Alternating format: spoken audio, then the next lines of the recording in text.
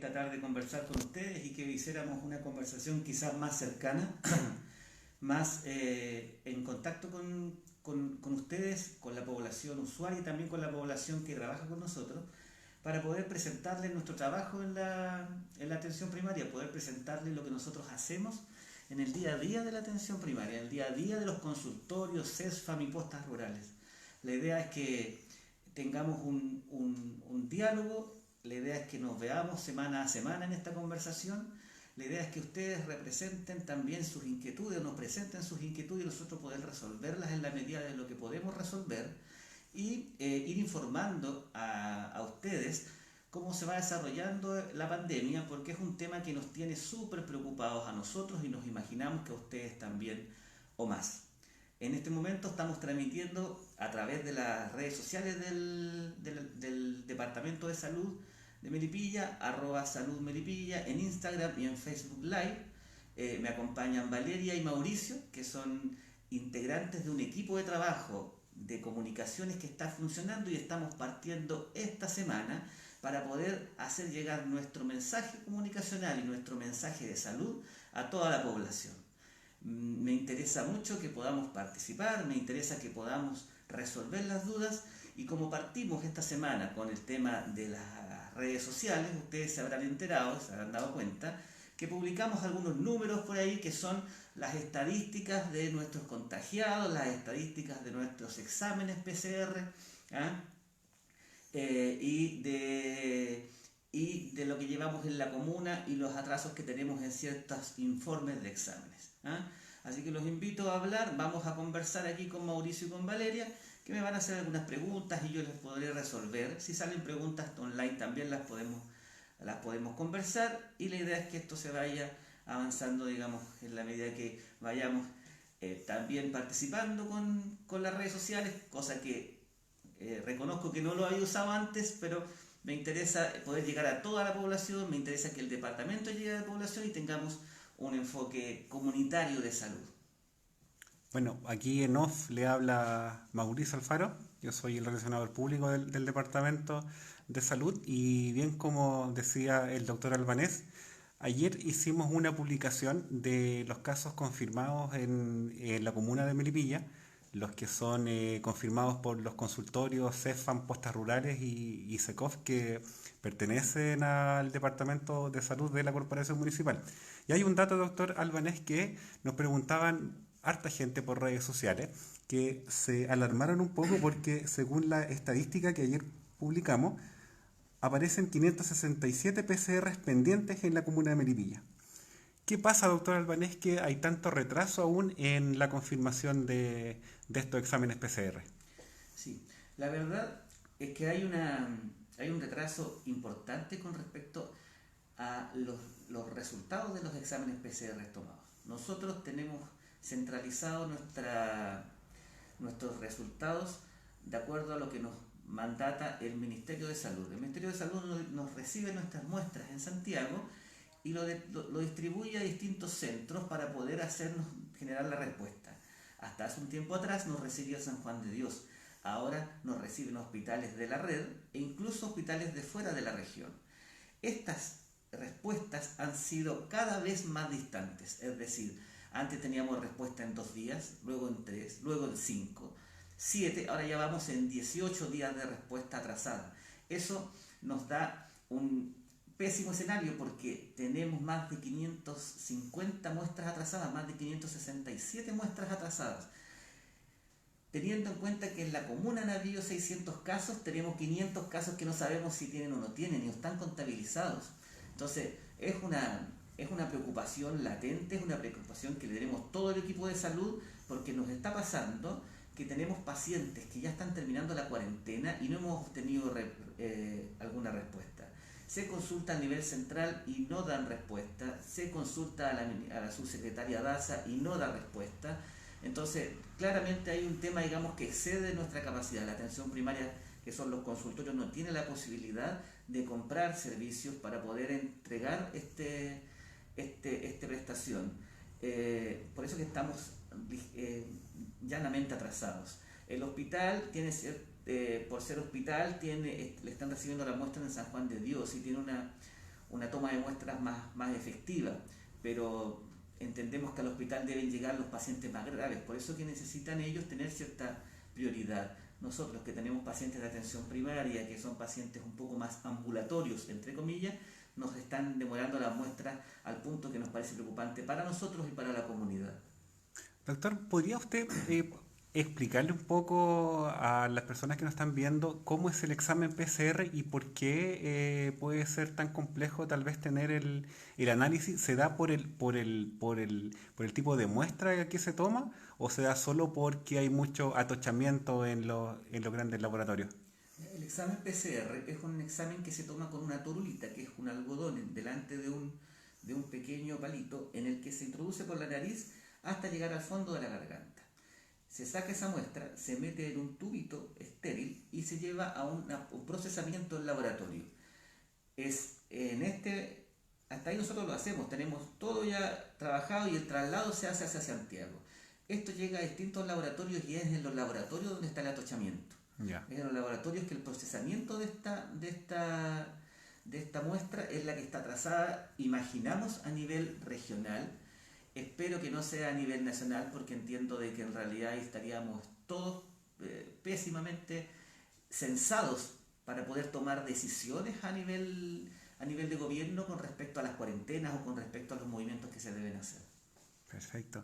Oiga, doctor Albanet, otra de las consultas que nos hacían ayer luego de que nosotros publicamos la estadística comunal, ¿por qué existe la diferencia en los casos confirmados que nosotros subimos como Departamento de Salud a los que entrega el MinSal? ¿Qué hace la diferencia en esos números?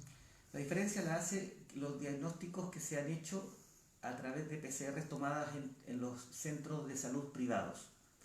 En el caso de Melipilla, San Agustín, Clínica Maitenes o Clínicas de Santiago, si los pacientes se han tomado muestras en esos lugares, no quedan sumados a nuestra contabilidad del sistema público. Perfecto. Hay un detalle, nosotros sumamos los pacientes tomados en el sistema público, que es tanto CESFAM, atención primaria, digamos CESFAM, consultorios y posta, y los tomados en el hospital, que nos remite, digamos, estadística diaria. Todos los positivos nosotros los ingresamos, digamos, y les hacemos seguimiento. En los privados solo diagnostican, y ahí hay un tema, digamos, que de salud pública que se pudiera manejar, que tiene que ver con que los sistemas privados no hacen la vigilancia ni la trazabilidad de estos casos, y que se podría mejorar para poder controlar más aún la pandemia en lugares como Melipilla. Esa diferencia la generan las tomas de muestras privadas, las PCR positivas privadas. Perfecto. Oiga, doctor, en Melipilla ya sabemos que hay un alto número de contagiados. ¿Cuál es la edad que más se repite? ¿Cuál es la estadística que se maneja como Departamento de Salud de las personas contagiadas acá en Melipilla? Para nosotros, lo que hemos observado es que gran parte de los contagiados son gente joven, gente de los 25 a los 50 años. Fundamentalmente porque la masa laboral está en estos rangos etarios.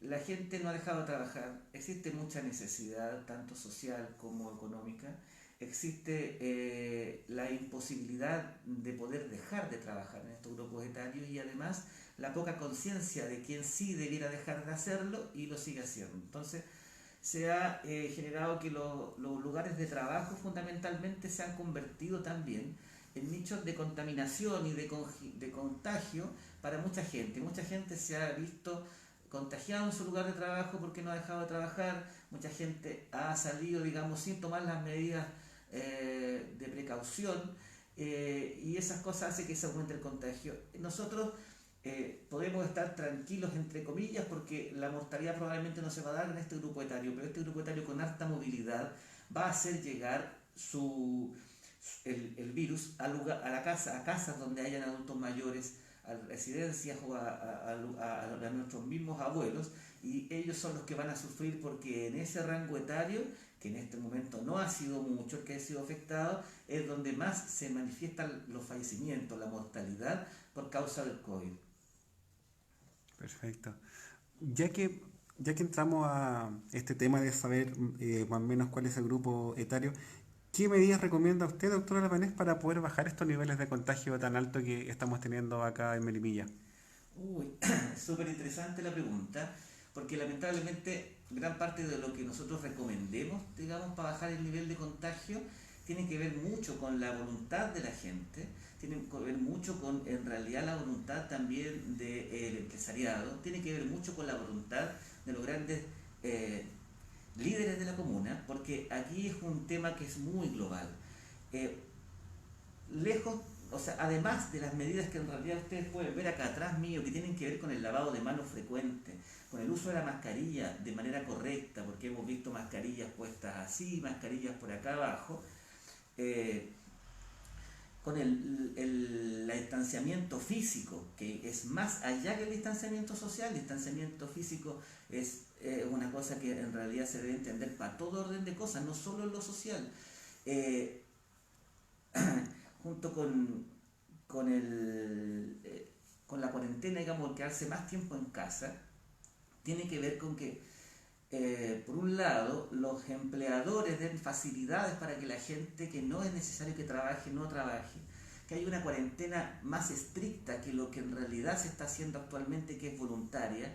Cuando llegue la cuarentena real a Melipilla, ojalá nos pille de buena manera, ojalá sea real como no ha sido en Santiago, que no han podido, a pesar de la cuarentena, disminuir los rangos de infección porque no hacen una real cuarentena. Ojalá Melipilla sí lo pueda hacer, ojalá nos preparemos para poder hacer una real cuarentena. Y cuando uno habla cómo nos vamos a preparar para cuarentena, tiene que ver con que los líderes también ofrezcan a nuestra población la posibilidad de quedarse en casa.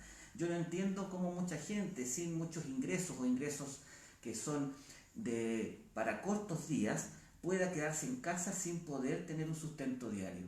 Esa situación nos preocupa tanto al equipo de salud como al equipo de gestión, y es importante que los líderes tomen esta posta, que los empleadores tomen esta posta, que la gente se haga la forma de poder subsistir en tiempos difíciles de la manera en que en realidad lo requerimos para que los contagios nos sirvan.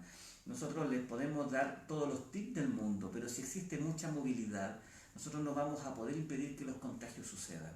¿Ya? Entendible. Oiga, doctor, haciendo un resumen, independiente que la comuna entre o no en un estado de cuarentena, ¿quiénes hoy día deberían estar sí o sí haciendo una cuarentena preventiva? La cuarentena preventiva ojalá fuesen los adultos mayores. Los adultos mayores son los de más riesgo, no riesgo de infección, sino que riesgo de mortalidad. Los que actualmente vemos que son más infectados, más riesgo de infección, son los jóvenes, por su movilidad. El asunto es que si el adulto mayor hace un aislamiento efectivo, es decir, no sale ni se junta con gente joven que tiene movilidad, no se va a enfermar. Por consiguiente, vamos a tener menos fallecimientos. Ya. ¿Ah? Los adultos jóvenes, los que tienen trabajo, los que se están movilizando, en realidad, lamentablemente va a haber muchas circunstancias que lo impidan o que permitan hacerlo, y en la medida de que en realidad sea lo que hablábamos recién, la multifactoriedad de poder obtener esta cuarentena, es lo necesario. Yo creo que actualmente son los adultos mayores, y los niños ya están con cierta cuarentena porque no están yendo al colegio. Volver al colegio sería una política terrible, porque ahí hacemos más contaminación en la casa. Los adultos mayores deben quedarse en casa y no salir ni tener contacto. Esto no significa de lunes a sábado, digamos el domingo viene la familia, no, es todos los días hasta que se acabe la mayor circulación del virus. Perfecto. Doctor, y para las 567 personas que todavía están esperando el resultado de la PCR, ¿qué mensaje le podría entregar a usted? ¿Qué medidas de autocuidado tal vez tomar en su casa, con su familia? Esas personas que están con nosotros, que son las 567, se le dieron las recomendaciones que se le da a todas las personas a los cuales se le hace el examen. Se hace un aislamiento de la persona, es decir, esa persona debe estar en su propia habitación, en la medida de lo posible, sin contacto con externos, y la familia hace una cuarentena, es decir, hace un aislamiento de la sociedad, incluso del contagiado, entre comillas, porque es un posible contagiado. Mientras más estricta se haga este aislamiento, menos posibilidad hay de que se contagien otras personas, y de que siga aumentando el brote. Ahora, luego de todo este tiempo de no saber si en realidad eres positivo o no eres positivo porque tu examen está pendiente, llegado el día 14, debes llamar al centro de salud para, si estás sano, te den el alta y poder restablecer la vida cotidiana. Si alguien de tu familia se enfermó, podría adoptar dos medidas. Si el resfrío es relativamente leve, asumir que es un COVID y hacer su aislamiento. Si su resfrío es un poco más severo, ir a consultorio, tomarse la PCR o ir a consultorio en búsqueda de alguna solución clínica a su problema. Algo de oxígeno, inhaladores, analgésicos o antiinflamatorios, y poder manejar, digamos, sintomatológicamente el cuadro. Así todo debiera ser su aislamiento, porque suponemos que si yo estuve en contacto con alguien, soy un paciente susceptible de tener el COVID. Entonces, hago mi aislamiento por 14 días, igual como el caso que empezó en la casa, y me mantengo protegido y de proteger además a la demás población. Perfecto. Bueno, doctor, yo creo que una última pregunta nomás, doctor, en el sentido de recordarle a la ciudadanía cuáles son los síntomas del COVID, que tal vez se puedan confundir ya con algún otro tipo de enfermedad, ya que estamos entrando un poco al otoño-invierno. Claro, actualmente el virus, dentro de los virus más importantes de comunitarios en el año, en los que está el VRS, el adenovirus, el influenza, el parainfluenza, el virus COVID es el que está circulando actualmente. Los otros virus han mostrado muy poca prevalencia, y eso tiene que ver sobre todo por el tiempo de vacunación, por el temprano aislamiento de los niños en sus domicilios, por el cuidado también que hubo con la migración a nivel internacional. Entonces no ha habido mucha circulación de virus. Esto no significa que no hayan resfríos, y los resfríos son dolores de garganta y moquitos que son cortitos y de fácil solución, mientras el COVID es un cuadro en los que se manifiesta, porque no olvidemos que hay un porcentaje alto de pacientes asintomáticos. Lo que se manifiesta es una tos persistente y ocasionalmente fiebre. Estos dos síntomas son los más frecuentes. La fiebre y la tos persistente. Hay otros síntomas que no son frecuentes ni propios del COVID, como el dolor de cabeza o dolor de hueso, que también se presentan, dolor de garganta, y en algunos pacientes se ha presentado esta rinorrea, este moquillo, digamos, como de resfrío, este romadizo que le dice la gente. Hay síntomas que se han ido sumando a esto, que tiene que ver con la pérdida del olfato y la pérdida del gusto, y la conjuntivitis, que también se ha ido como sumando como parte del diagnóstico. Estos síntomas por separado no sirven, digamos. Si tengo un dolor de cabeza, es posible porque esté medio nervioso, esté estresado, si es solo el dolor de cabeza. Si tengo fiebre, también puedo hacer alguna otra infección antes que COVID si no he tenido contacto con gente.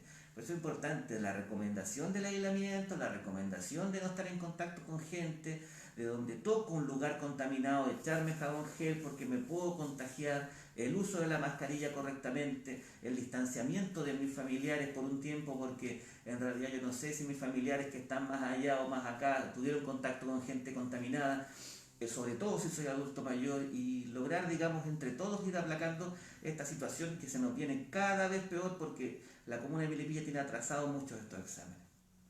Perfecto. Doctor. Gracias a la comunidad por recibirnos, los invitamos a participar junto a nosotros. Permanentemente vamos a estar presentando videos en Facebook Live y en Instagram Live, @saludmelipilla. Además vamos a estar publicando, mañana sale una nueva publicación, me parece, de los nuevos números que tenemos en la comuna. Vamos a estar también recordando las medidas de evitar contagios, y cualquier duda que tengan a través de las redes sociales nos pueden hacer para poder nosotros contestar en estas instancias y estar cada vez más cerca. Buenas tardes. Muchas gracias, doctor Mario Albanés. Muchas gracias, Facebook Live, Instagram Live. Nos pueden estar siguiendo prontamente o desde ahora ya, desde nuestras redes sociales. En Melipilla nos cuidamos todas, todos, todes. Hasta pronto.